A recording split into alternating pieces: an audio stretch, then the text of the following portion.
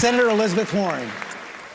So I was born and raised in Oklahoma, but I'm sure glad to be in Texas tonight.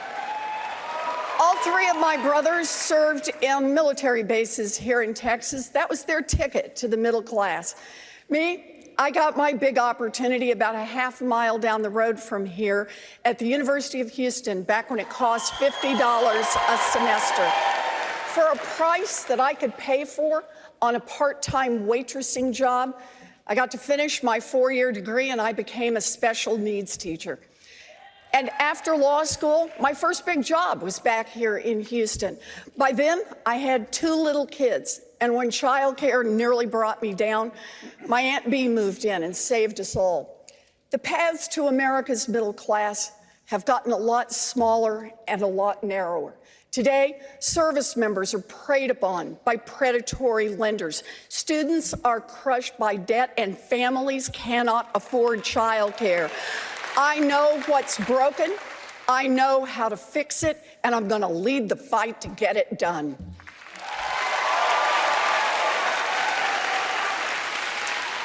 Senator Warren, let me take that to you, particularly on what Senator Biden was saying there about health care. He's actually praised Bernie Sanders for being candid about his health care plan. That Senator Sanders has been candid about the fact that middle-class taxes are going to go up and most of private insurance is going to be eliminated. Will you make that same admission?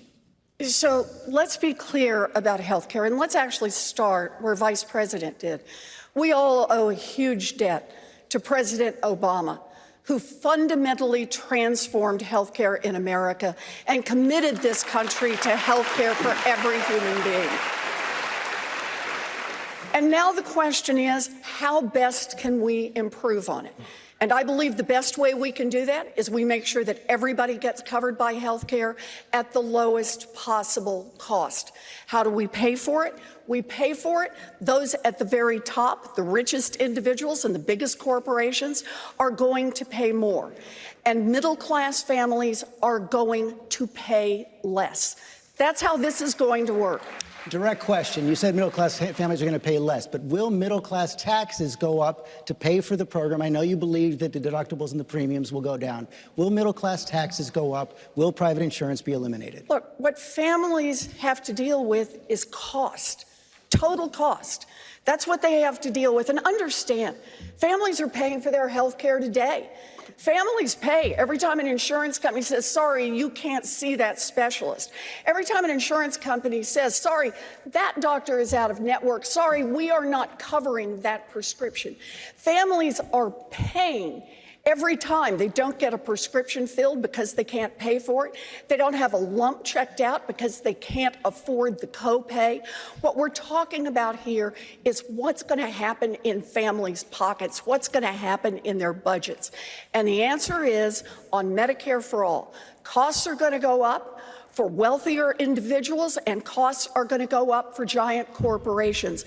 But for hardworking families across this country, costs are going to go down, and that's how it should work under Medicare for All in our health care system. Senator Warren, you go first.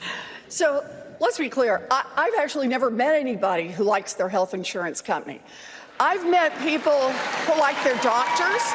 I've met people who like their nurses. I've met people who like their pharmacists. I've met people who like their physical therapists. What they want is access to health care. And we just need to be clear about what Medicare for All is all about. Instead of paying premiums into insurance companies and then having insurance companies build their profits by saying no to coverage, we're going to do this by saying everyone is covered by Medicare for All. Every health care provider is covered. And the only question here in terms of difference is where to send the bill. Senator Warren, page 8 of the bill, she says, 149 people will lose their health insurance. I'm sorry. She said page 8 of the bill, 149 people will lose their health insurance. Look, current health insurance. 149 million. Million, excuse me. So let's be clear about this. People will have access to all of their doctors, all of their nurses, their community hospitals, their rural hospitals. Doctors won't have to hire people to fill out crazy forms. They won't have to spend time on the phone arguing with insurance companies. People who have sick family members won't have to get into these battles. What this is about is making sure that we have the most efficient way possible to pay for health care for everyone in this country. Insurance companies last year sucked $23 billion in profits out of the system. How did they make that money? Every one of those $23 billion was made by an insurance company saying no to your health care coverage. Mayor Buttigieg. Senator Warren, I want to come to you next, because you have actually said in recent days that there are things you can get done with Republicans in the Senate. What can you get done on gun control? So let's start by framing the problem the right way. We have a gun violence problem in this country. The mass shootings are terrible, but they get all the headlines. Children die every day on streets, in neighborhoods, on playgrounds. People die from violence, from suicide and domestic abuse. We have a gun violence problem in this country, and we agree on many steps we could take to fix it. My view on this is it's not going to be one and done on this. We're going to do it, and we're going to have to do it again, and we're going to have to come back some more until we cut the number of gun deaths in this country significantly. But here's the deal. The question we need to ask is, when we've got this much support across the country, 90% of Americans want to see us do, I like registration, want to see us do background checks, want to get assault weapons off the streets. Why doesn't it happen? And the answer is corruption, pure and simple. We have a Congress that is beholden to the gun industry. And unless we're willing to address that head on and roll back the filibuster, we're not going to get anything done on guns. I was in the United States Senate when 54 senators said, let's do background checks, let's get rid of assault weapons. And with 54 senators, it failed because of the filibuster. Until we attack the systemic problems, we can't get gun reform in this country. We've got to go straight against the industry, and we've got to change Congress so it doesn't just work for the wealthy and well-connected, so it works for the people. Senator Warren, thank you. Senator Warren, hundreds of children have been separated from their parents at the border, and recently in Mississippi, we saw the largest immigration raid in a decade. You want to replace ICE, the agency in charge of rounding up undocumented immigrants. So how would you deal with the millions of immigrants who arrive legally but overstay their visas? And how would you stop hundreds of thousands of Central Americans who want to migrate to the U.S.? Well, I start with a statement of principles, and that is, in this country, immigration does not make us weaker, immigration makes us stronger. I want to see us expand legal immigration and create a pathway to citizenship for our dreamers, but also for their grandparents and for their cousins, for people who overstayed student visas, and for people who came here to work in the fields. I want to have a system that is a path to citizenship that is fair and achievable. Down at the border, we've got to rework this entirely. A system right now that cannot tell the difference in the threat posed by a terrorist, a criminal, and a 12-year-old girl is not a system that is keeping us safer, and it is not serving our values. Mr. Yang. I want to add one more part on this, because I think we have to look at all the pieces. Why do we have a crisis at the border? In no small part because we have withdrawn help from people in Central America who are suffering. We need to restore that help. We need to help establish and reestablish the rule of law so that people don't feel like they have to flee for their lives. We have a crisis that Donald Trump has created and hopes to profit from politically. We have to have the courage to stand up and fight back. Mr. Yang. Senator Warren, let me bring you in on this conversation. President Obama signed the Trans-Pacific Partnership. In part, it was designed to rein in China, to bring China in to some kind of regulation. What do you think he got wrong? So our trade policy in America has been broken for decades. And it has been broken because it works for giant multinational corporations and not for much of anyone else. These are giant corporations that, shoot, if they can save a nickel by moving a job to a foreign country, they'll do it in a heartbeat. And yet, for decades now, who's been whispering in the ears of our trade negotiators? Who has shaped our trade policy? It's been the giant corporations. It's been their lobbyists and their executives. The way we change our trade policy in America is first, the procedures. Who sits at the table? I want to negotiate trade with unions at the table. I want to negotiate it with small farmers at the table. I want to negotiate it with environmentalists at the table. I want to negotiate with human rights activists at the table. And you asked the question about leverage. If I can just respond to that one. The leverage, are you kidding? Everybody wants access to the American market. That means that we have the capacity to say right here in America, you want to come sell goods to American consumers, then you've got to raise your standards. You've got to raise your labor standards, and you've got to raise your environmental standards so our companies can compete on a level playing field. We can use trade not to undermine American workers and not to undermine American farms and not to undermine small businesses in this country. We can use trade to help build a stronger economy. Senator Harris. Senator Warren, we all know the presidency is much different from the campaign trail. President Obama wanted to bring the troops home. President Trump promised to bring the troops home. And you have said of Afghanistan, let's help them reach a peace settlement. It is time to bring our troops home, in your words, starting right now. Would you keep that promise to bring the troops home starting right now with no deal with the Taliban? Yes. And I'll tell you why. What we're doing right now in Afghanistan is not helping the safety and security of the United States. It is not helping the safety and security of the world. It is not helping the safety and security of Afghanistan. We need to bring our troops home. And then we need to make a big shift. We cannot ask our military to keep solving problems that cannot be solved militarily. We're not going to bomb our way to a solution in Afghanistan. We need to treat the problem of terrorism as a worldwide problem.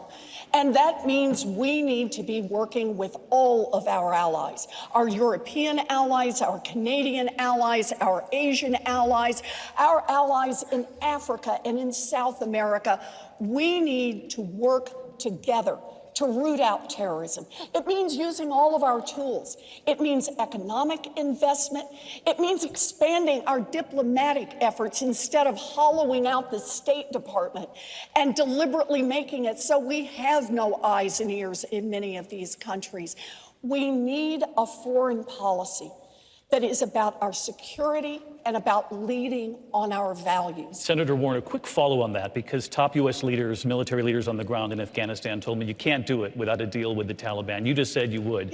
You would bring them home. What if they told you that? Would you listen to their advice? I was in Afghanistan with John McCain 2 years ago this past summer. I think it may have been Senator McCain's last trip before he was sick. And I talked to people. We did. We talked to military leaders, American and local leaders. We talked to people on the ground and asked the question, the same one I ask on the Senate Armed Services Committee, every time one of the generals comes through. Show me what winning looks like. Tell me what it looks like. And what you hear is a lot of because no one can describe it. And the reason no one can describe it is because the problems in Afghanistan are not problems that can be solved by a military. I have 3 older brothers who all served in the military. I understand firsthand the kind of commitment they have made. They will do anything we ask them to do. But we cannot ask them to solve problems that they alone cannot solve. We need to work with the rest of the world. We need to use our economic tools. We need to use our diplomatic tools. We need to build with our allies. And we need to make the whole world safer, not keep troops bombing in Afghanistan. Senator Warren, thank you. Senator Warren, should American foreign policy be based around the principle of climate change? Yes. We need to work on every front on climate change. It is the threat to every living thing on this planet, and we are running out of time. Every time the scientists go back, they say we have less and less time than we thought we had.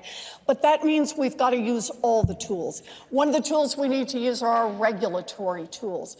I have proposed, following Governor Inslee, that we, by 2028, cut all carbon emissions from new buildings, by 2030, carbon emissions from cars, and by 2035, all carbon emissions from the manufacture of electricity. That alone, those three, will cut our emissions here in the United States by 70%. We can do this. We also need to help around the world to clean, but understand this one more time. Why doesn't it happen? As long as Washington is paying more attention to money than it is to our future, we can't make the changes we need to make. We have to attack the corruption head on so that we can save our planet. Senator Harris. Senator Warren, to use Mr. Yang's term, are you just jumping into bed with teachers' unions? You know, I think I'm the only person on the stage who has been a public school teacher. I've wanted to be a public school teacher since I was in second grade. And let's be clear, in all the ways we talk about this, money for public schools should stay in public schools, not go anywhere else. I've already made my commitment. We will have a Secretary of Education who has been a public school teacher. I think this is ultimately about our values. I have proposed a 2-cent wealth tax on the top 0.1% in this country. That would give us enough money to start with our babies by providing universal child care for every baby age 0 to 5, universal pre-K for every 3-year-old and 4-year-old in this country. Thank you, Senator. Raise the wages of every child care worker and preschool teacher in this country. Cancel student loan debt for 95% of the folks who've got it. Thank you, Senator. And strengthen our unions. This is how we build an America that reflects our values, not just where the money comes from with the billionaires and corporate executives. Senator Harris. Senator Warren.